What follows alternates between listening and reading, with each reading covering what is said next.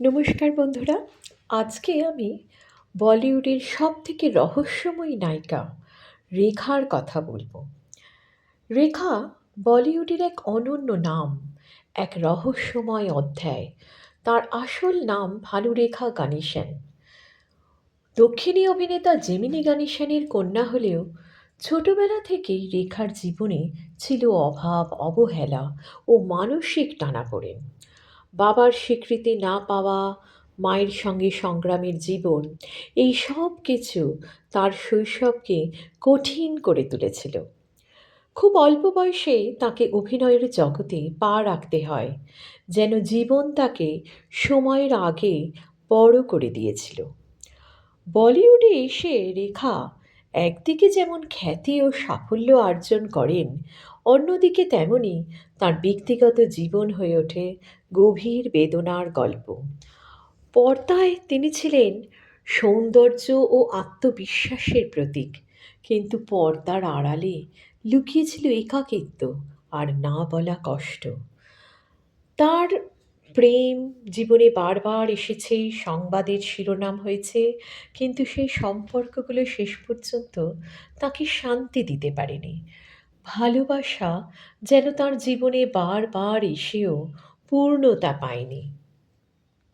বিশেষ করে তার বৈবাহিক জীবনের অধ্যায়টি ছিল অত্যন্ত বেদনাদায়ক। স্বামীর অকাল প্রয়াণের পর সমাজের সন্দেহ, কটাক্ষ আর নীরব দোষারোপ তাকে আরও নিঃসঙ্গ করে তোলে। একজন সফল অভিনেত্রী হয়েও তাকে সহ্য করতে হয়েছে সামাজিক রূঢ়তা ও মানসিক চাপ। সেই সময় তিনি নিজেকে আরও বেশি করে নিজের মধ্যে গুটিয়ে নিয়েছিলেন, মানুষের চোখের আড়ালে লুকিয়ে রেখেছিলেন তাঁর যন্ত্রণা।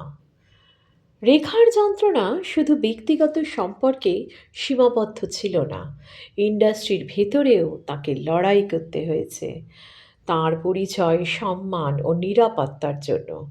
বারবার তাকে বিচার করা হয়েছে তার পোশাক, আচরণ অথবা নীরবতার জন্য। কিন্তু এই সব কিছুর মধ্যেও রেখা ভেঙে পড়েননি, বরং তিনি তার কষ্টকে শক্তিতে রূপান্তর করেছেন। অভিনয়ের মাধ্যমে নিজের অনুভূতি প্রকাশ করেছেন।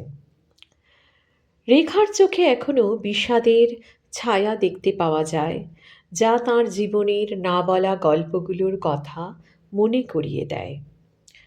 তবুও তিনি প্রমাণ করেছেন, ব্যথা ও একাকিত্বের মাঝেও একজন মানুষ তার আত্মমর্যাদা ও শক্তি বজায় রাখতে পারেন।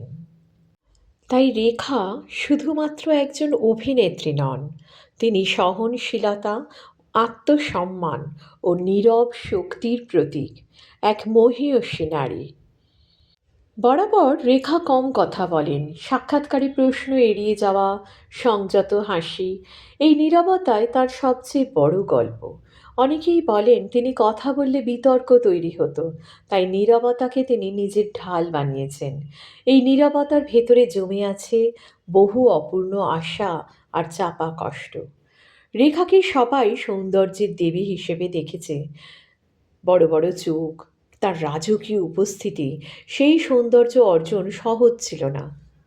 কেরিয়ারের শুরুর দিকে তাকে বারবার বলা হয়েছে তিনি যথেষ্ট সুন্দর নন। সেই অপমান তাকে ভিতর থেকে বদলে দেয়। কঠোর পরিশ্রমে তিনি নিজেকে নতুন করে গড়েছেন। সব মিলিয়ে তিনি নিজেই নিজের রূপকার হয়েছিলেন। প্রথম দিকের ছায়াছবিগুলো অর্থাৎ চলচ্চিত্রগুলোকে দেখলে আমরা দেখতে পাই রেখাকে যেরকম দেখতে ছিল, তারপরের চলচ্চিত্রের মানে বয়স হলে যেখানে হিরোইনদের একটা বয়সের ছাপ আসে, সেখানে বয়সের সাথে সাথে রেখার সৌন্দর্য কিন্তু ফুল ফোটার মতন করে বিকশিত হয়ে উঠেছিল। তাই বলা হচ্ছে যে তিনি নিজেই নিজেকে বদলেছেন, নতুন করে গড়েছেন এবং ধীরে ধীরে তিনি সুন্দরী, অসামান্য সুন্দরী সেই তকমাটা পেয়েছিলেন। তার সাথে অভিনয়। প্রথম দিকে খুবই সাধারণ অভিনয় করতেন। এমন কিছু অভিনয় তিনি করতেন না এবং প্রথমের দিকে আমরা দেখেছি তিনি সাপোর্টিং রোলগুলোতেও অনেক করেছেন, অনেক সাপোর্টিং রোল করেছেন। কিন্তু ধীরে, ধীরে তিনি নিজেকে এমনভাবে তৈরি করলেন যে সাপোর্টিং রোল নয়, তখন রেখা হচ্ছে একমাত্র নায়িকা এবং হিন্দি সিনেমায়, বলিউডে তিনি বহু বছর ধরে রাজত্ব করে গেছেন সম্রাজ্ঞী হিসেবে। মানে রেখাকে বলা যায় বলিউড সম্রাজ্ঞী, যিনি বহু বছর ধরে তার রূপ, মানে সৌন্দর্য এবং তার অভিনয়ের মাধ্যমে বিখ্যাত হয়েছেন। শুধুমাত্র তিনি কিন্তু কমার্শিয়াল ফিল্ম নয়, তিনি আর্ট ফিল্মেও সমানভাবে দক্ষতা দেখিয়েছেন যে তিনি অভিনেত্রী হিসেবে কতটা দক্ষতা। খ্যাতির শীর্ষে থেকেও রেখার ব্যক্তিগত জীবন ছিল প্রায় শূন্য। পার্টি, সামাজিক অনুষ্ঠান থেকে তিনি ধীরে ধীরে নিজেকে গুটিয়ে নেন। শোনা যায় তিনি বই পড়েন, শাস্ত্রীয় সঙ্গীত শোনেন, নাচ করেন। একাকিত্ব তার পছন্দ না বাধ্যবাধকতা, তা আজও প্রশ্ন থেকে যায়। তবে তিনি সুখী আছেন, সেটাই সবথেকে বড় কথা। রেখা বুঝিয়েছেন আমাদের যে সব সময় ওই স্রোতের সাথে তাল মিলিয়ে চললে যে আনন্দিত হওয়া যায়, খুশি থাকা যায়, সেটা নয়। মানুষের খুশি নিজের অন্তর থেকে আসে। সেই অন্তর থেকে যে খুশি, যে আনন্দ, সেটা কিন্তু নিজেকে খুঁজে নিতে হয়। তাই রেখা নিজের মধ্যে থেকে খুব সুন্দরভাবে জীবনযাপন করেন। সবথেকে বড় হলো তার অসামান্য শক্তির কথা। নানা জায়গায় নানা রকম কটূক্তি তাঁর প্রতি করা হয়েছিল। বিভিন্ন সম্পর্কে তিনি ছিলেন। স্বাভাবিক, তার মতন সৌন্দর্য, তার মতন সুন্দরী একজন নারী সম্পর্কে থাকবেন না, সেটা তো হয় না। তো তিনি নানা রকম সম্পর্কে ছিলেন এবং সেই সব সম্পর্ক নিয়েও প্রচুর কথা হয়েছে। সমাজের দৃষ্টি, গুজব, অপবাদ কিছুই কিন্তু রেখাকে ভেঙে দিতে পারেনি। তিনি কাউকে দোষারোপ করেননি, প্রকাশ্যে কাউকে আক্রমণ করেননি। নিজের কষ্ট নিজেই বহন করে তিনি দাঁড়িয়ে থেকেছেন মাথা উঁচু করে। তিনি যেমন সুন্দর গান করেন, আবৃত্তি করেন, নাচ করেন, মানে কোন গুণ নেই, মানে বহু গুণে গুণান্বিতা রেখাকে, তাই সাম্রাজ্ঞী বলাই যায়। শিশু শিল্পী হিসেবে তিনি রাঙ্গুলা রত্নম, আম্মা কোসাম এই ছবিগুলো করেছিলেন, যেগুলো তামিল তেলুগু ছবি, এবং এরপর নায়িকা হিসেবে আত্মপ্রকাশ করেছিলেন সাওয়ান ভাদো ছবিতে 1970 সালে। এই ছবির সাফল্য তাকে রাতারাতি পরিচিত করে তোলে। তবে শুরুর দিকে তার উচ্চারণ, ভাষা ও অভিনয় নিয়ে সমালোচনা হয়। অদম্য ইচ্ছাশক্তি দিয়ে তিনি নিজেকে সম্পূর্ণভাবে পরিবর্তন করেন। ভাবতেও আশ্চর্য লাগে যে রেখাকে একটা সময় বলা হতো সেরকম একটা সুন্দর নয়, সাপোর্টিং রোল দেওয়া হতো, সেই রেখা তার গ্ল্যামারের মানে আলোতে চারিদিক ঝলকে দিল। বাণিজ্যিক ও জনপ্রিয় ছবি মুকদ্দর কা সিকান্দার, লাওয়ারিস, খুন বাড়ি বাং, খিলাড়িও কি খিলাড়ি, নমক হারাম।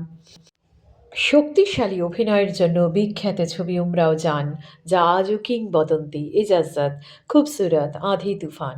শিশু শিল্পী থেকে বলিউডের আইকন হয়ে ওঠা রেখার যাত্রা সহজ ছিল না। শৈশবের অভাব, অল্প বয়সে কাজের চাপ, ব্যক্তিগত জীবনের কষ্ট, যন্ত্রণা, সব কিছু পেরিয়ে তিনি নিজেকে প্রতিষ্ঠিত করেছেন এক শক্তিশালী অভিনেত্রী হিসেবে। রেখার চলচ্চিত্রগুলো শুধু বিনোদন নয়, তার জীবনের প্রতিচ্ছবি। তাই আজও তার নাম উচ্চারিত হলে শুধু সৌন্দর্য নয়, তার সাথে সংগ্রাম, ব্যথা এবং অসাধারণ শিল্প সত্তার কাহিনী চলে আসে।